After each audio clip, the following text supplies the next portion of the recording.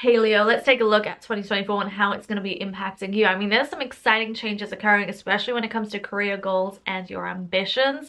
So watch out for that because we're going to be talking about it. A lot of changes, a lot of room for growth and expansion. Now, there are some energies that are going to continue from 2023 into 2024. One being Saturn in Pisces and Neptune being in Pisces. So that energy is going to stay the same. That's impacting your 8th house of shared finances, shared resources, your psyche, and also your spirituality and your consciousness, and also intimate relationships. So when it comes to shared finances and resources or investments, you may find that Saturn is really removing those rose-tinted glasses and revealing the truth to you. Saturn is making you really work more harder, be more structured, more disciplined, be more responsible and accountable, and really remove those rose-tinted glasses, sober up in this area, and look at everything from a realistic point of view and be more practical.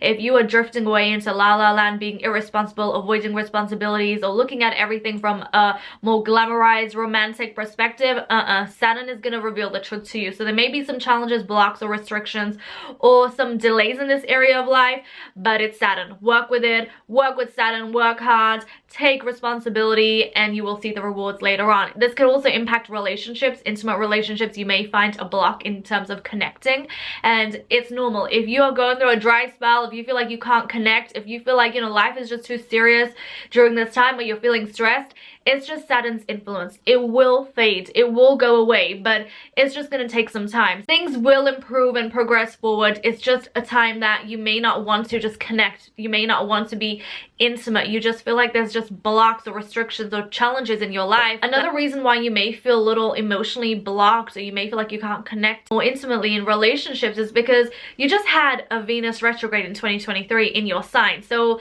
that may have been really tough for you. You may have gone through a breakup. You may have gone through some ups and downs. Like a lot of, karmic relationships had to come to an end, or there's still some things you're dealing with. And with Pluto moving into Aquarius on January the 20th, it will dip back into Capricorn due to retrograde season, but nonetheless, it's still going to move into Aquarius, into your 7th house of relationships and marriage and partnerships. So that's also going to impact relationships big time. A lot of those soul contracts can come to an end. There can be power struggles in relationships, or new karmic lover or partner or person can come into your life that is very Plutonian and is holding a spiritual mirror up for you. So relationship karma is definitely going to continue, and I don't mean anything bad or anything negative. It just means things you need to work through where there's a balance due for your highest evolution. Like, that's all it means. I see the word karma as positive. When I use it in the context that I use it in, karma to me is always a doorway to reaching your highest self, So believe me when I say that it's not bad.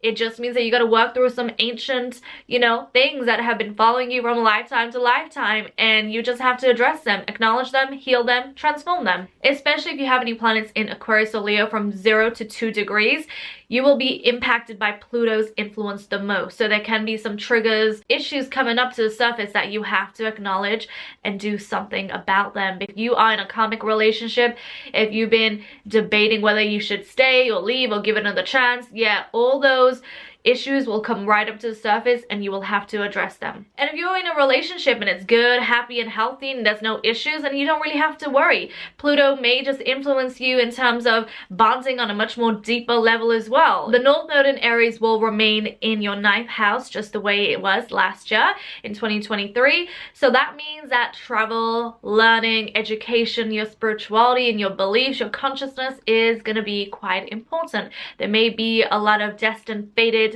events that occur. Like, you may go to some place, some country, an adventure that just feels just so spiritual, and you get deja vu, like opening your mind, your consciousness, your awareness to different levels. That's going to be huge for you this year. So that's exciting. Let's take a look at Uranus. So Uranus will remain in Taurus in your 10th house throughout 2024, which is impacting your career goals and ambitions. You may want to liberate yourself in this area. You want more independence, freedom, some change. Life may be unpredictable in this area as well, but the good news is Uranus and Jupiter will be in a conjunction on April the 20th at 21 degrees of Taurus. So Uranus, the planet of innovation and change, and Jupiter, the planet of abundance and expansion, coming together. I mean, this could bring a new opportunity, something you've been working hard for, something that you've been seeking desperately, a change, a new beginning, something that is just new and exciting when it comes to your career, when it comes to your goals or your ambitions, your life purpose. This could be the gateway, the opportunity, the doorway when you manifest this new opportunity or you manifest this goal that you've been chasing for so long. So that's super, super exciting for you. If you've been working hard, if you've been praying hard, don't give your hopes up. Keep that faith, because the blessings are on the way when it comes to your career goals and ambitions. May the 25th, Jupiter moves into your 11th house because it's going to be changing signs. It'll be moving into Gemini, which means that you could meet new people. You could really feel at home with your friends or groups or community. Like, this is going to be your safe space in 2024. You're going to feel very connected with your friends, even though you may have some issues when it comes to romance or romantic relationships, or just like business partnerships, or just anyone you have like a significant relationship with. Although you may feel some limitations or challenges, or those relationships may take a more intenser flavor, when it comes to friendships and groups and communities, you can be very happy in that aspect and area of your life. Like, you may feel like you can bond with friends more. You may meet new people whilst traveling. You may join new groups and communities. It's going to be a very joyous, happy time for you, and you can really grow and expand with your friends and groups and communities. They may also be someone that you meet, or a friend really helps you to achieve your goals, your career goals, and your ambitions. So that's going to be another blessing in your life in 2024. Mercury goes retrograde on August the 5th in the sign of Virgo, but it will be retrograding back into Leo. So that means that you all will be impacted. And this isn't necessarily bad, because Mercury retrograde always gives you the opportunity to look at your life, reevaluate your life, review your life, reflect. It gives you a moment to slow down so that you really think about things. There may be some karmic conversations you need to have, some feelings, emotions that come right up to the surface, or there may be some people that you have to reconsider if they should be in your life or not. Like, it's Mercury retrograde, so there can be a lot of karmic people that come in and out of your life. So just be mindful of, who's in your life, who needs to be in your life, who needs to go, who's serving a purpose, who isn't. Mercury retrograde will help you reflect, review, and really put things into perspective. Now, I know there's been a lot of retrogrades impacting you. So we got Mercury retrograde, we had Venus retrograde last year, and guess what? You're gonna have a Mars retrograde in your sign too. I'm sorry to tell you, but I'm not sorry to tell you, because you know what? These retrogrades, they're destined. They're meant to happen in your sign, and they're meant to impact you so you can grow and become who you're born to be, okay? Do not fear retrogrades. They're normal cycles. Okay, in fact, they can really help you clear out what doesn't serve you so you can move ahead. So actually be grateful for retrogrades. Mars will go retrograde in your sign on the 6th of December, and it will remain in retrograde until February the 23rd, but it will move into Cancer. So it will still impact you from December 2024 all the way into 2025. Now, what this means is, when it comes to your ability to manifest, get things done, when it comes to your anger, your temperament, your masculine energy, your go-getter energy, when it comes to your goals, even your ambitions, there's going to be some time that you have to really reevaluate, reflect. Like, it's retrograde. Another word for retrograde could be reflection, reviewing. Like, you're really going to have to take a look at your goals and your ambitions, and where you're putting your energy, where you're putting your sacred fire, where you're putting your passion. You may feel like, you know what, I'm not feeling so passionate right now. I'm not feeling that fire, that heat, and you're a fire sign. But that's not because something's wrong with you. It's just that your fire, your masculine energy, whether you're female or male, the masculine energy exists in all of us. It's recalibrating, and that flame will ignite again. It's just that you need to take some time out and really look at your life and look at where you're putting your energy. What have you achieved throughout 2024? What you want to still achieve? Like, your goals may change.